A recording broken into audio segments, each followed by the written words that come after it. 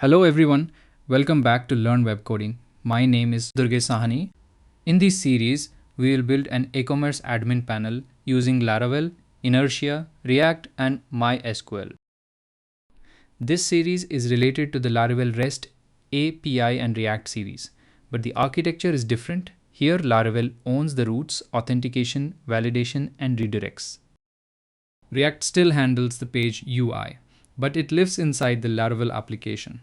Inertia connects Laravel responses with React pages, so we do not need a completely separate front-end app.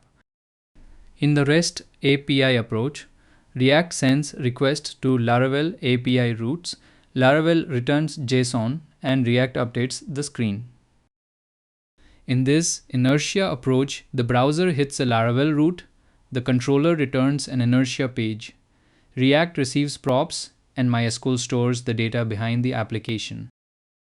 This gives us a Laravel-first full-stack workflow.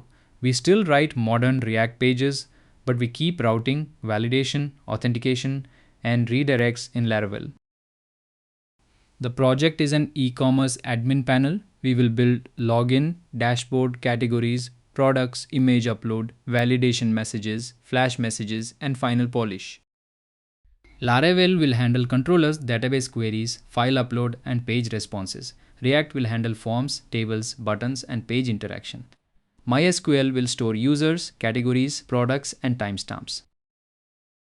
One important change is forms. Instead of writing fetch calls for every page action, we will use inertia forms for create, update, delete, validation errors, and redirects. Because this is an inertia app, we will focus on the browser experience. The page request, form submission, validation, and redirect are all part of the real Laravel Inertia flow.